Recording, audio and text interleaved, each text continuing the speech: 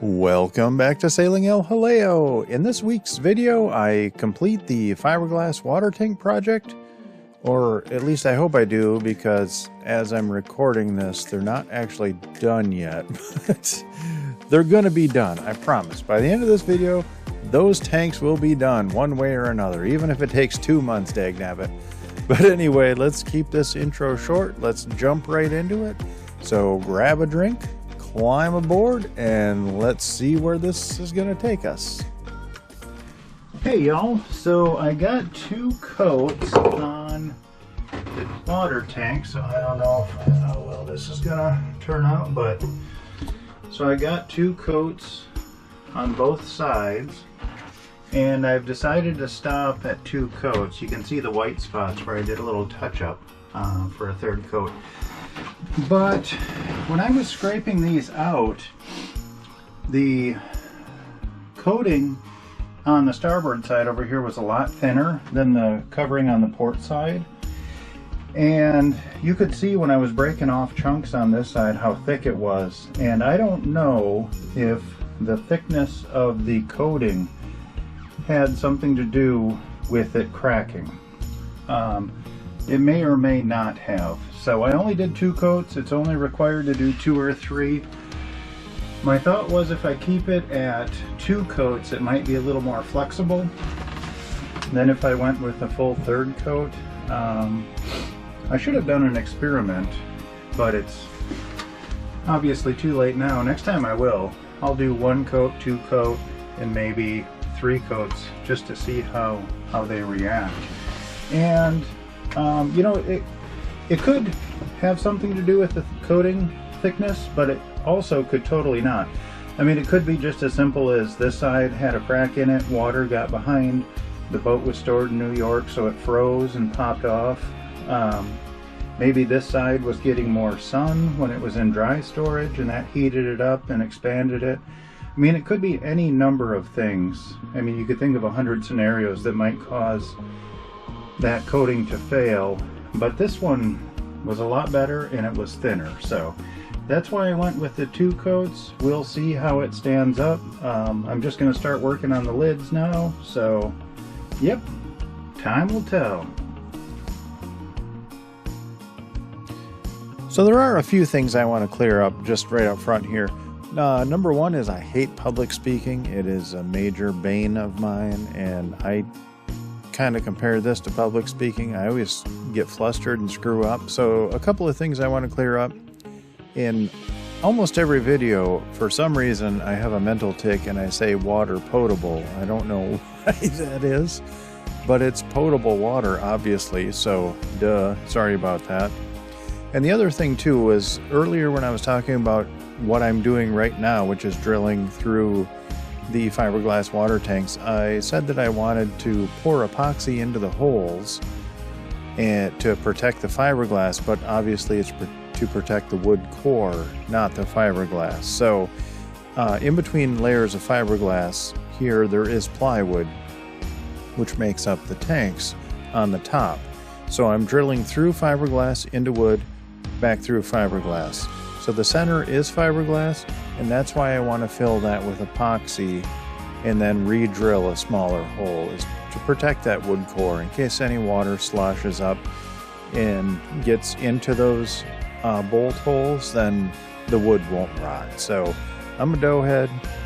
I hate public speaking. This kind of falls under that, so there you go. But anyway, right now I'm just drilling all of the way through that lip, and then I'll come back with a larger drill bit and drill out those holes larger, and then tape all of the holes, the new ones and the old ones, and fill them with epoxy.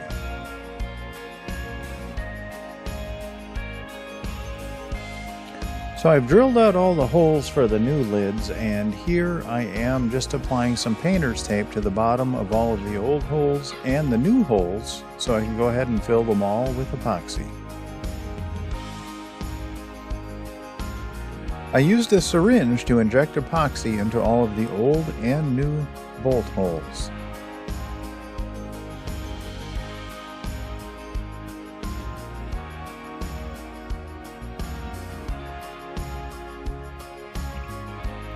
Removing the painter's tape the following day was a little bit tedious, but at the end of the day we got her done.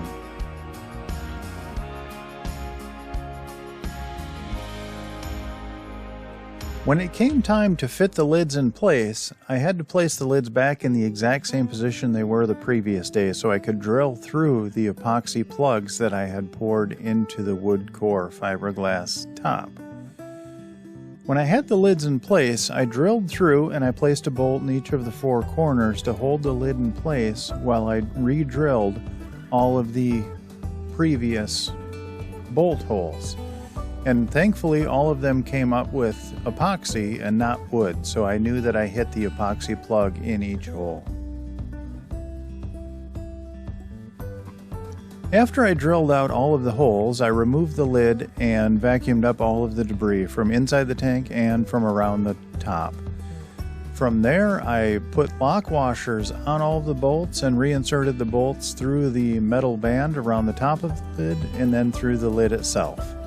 I then caulked around the top of the lid a thick bead of caulk, and I slowly placed the lid back on the exact spot so those 4 bolts would fit through.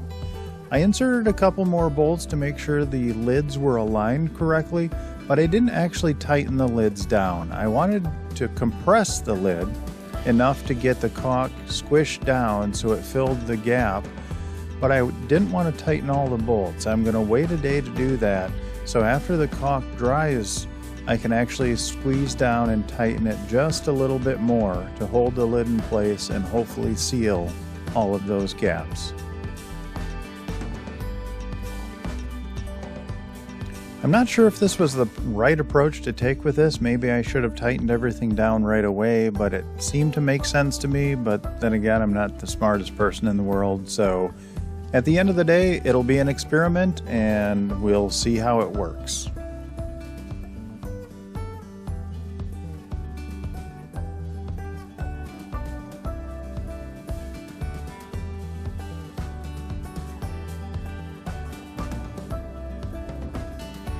Once I got both lids in place, I stuck the camera inside of one of the deck plates to see what the tanks look like on the inside. And I actually haven't even watched this footage yet. As I'm putting this video together, this will be the first time I get a look inside here. And it looks okay. You can see some caulk around all of the edges there. There are little bits of blue painter's tape inside that were attached to the epoxy. And that I'm not too worried about. That'll come off on its own. And like I said, I'm not going to be drinking out of these for a while. But it looks like the caulk got around the edge pretty well. So I guess time will tell how that worked out. I came back the following morning and added the fender washers and nuts to the underside of the lid. I just kind of hand tightened them down at first, and then I came back through and gave them an extra turn in kind of a zigzag pattern across the lid, and that was just to get enough pressure on the lock washer so it would hold the nuts in place.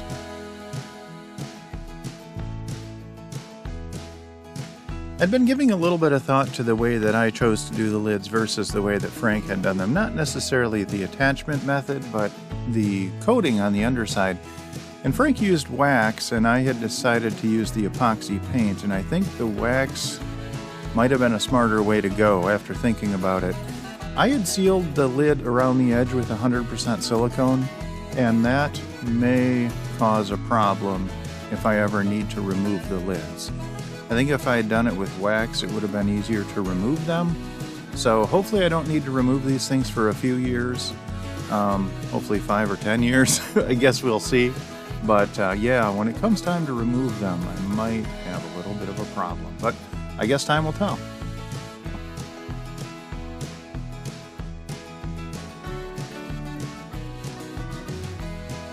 The final thing I had to do was to install the bulkheads and the water pickup lines.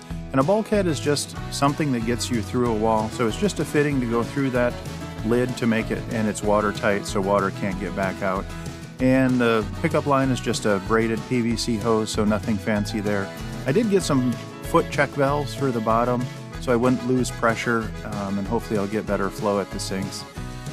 The pickup lines go to those two little copper nubs that you see sticking out there, and those copper lines just run through to the bottom, and then from there it's all braided PVC to the rest of the water in the boat, the water supply to all the sinks. And naturally, what would it be if I wasn't being true to myself and overdid stuff? So the old fittings that Frank had going through there worked perfectly fine for 40 years. No problems. These are not pressure fittings. It's not a very corrosive environment. You don't have to do anything fancy there, but of course, I had to get some heavy-duty bulkheads, so I had to drill the holes out just a little bit larger. So I did fill those holes with epoxy too, so I could get a good drill through that epoxy plug to guide the holes. So here you can see me drilling out one of the new holes for the bulkheads. And unfortunately, I don't have the fittings yet. They should arrive like a day before I leave. So that should take a half an hour to get those fittings in and then get her up and running. So that should wrap up the water tank project. I'll definitely let you guys know down the line how this worked out. I do anticipate problems when you do something this size. There's always going to be a little leak somewhere or something, so I'll let you know how these work out. I am wrapping up the editing of this video on the boat. Last night, the pups and I came over and we spent the night on the boat for the first time in 4 months. And it was Hanwi's first night on the boat, and she did amazing. She was a rock star. And I was actually pleasantly surprised coming down the dock. Linus and Neptune, they were excited. They were running to the boat. They were trying to get on different boats.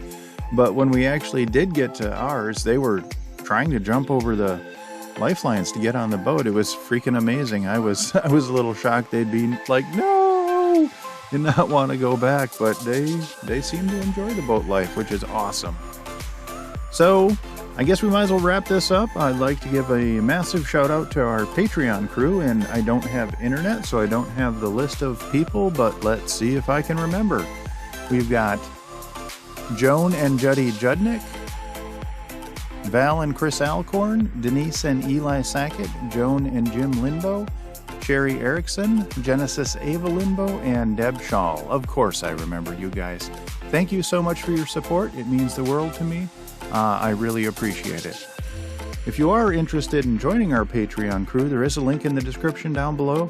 That gives you access to our Patreon page. You can follow us in real time. By now there's a couple hundred photos and extra videos in there. It starts out at like $2 a month, and that gives you all the content, so it's really reasonable. And it also helps support the channel, so that would be awesome. If you do like our videos, please like, comment, and subscribe. That helps us out as well. Alrighty, we'll see you all next week.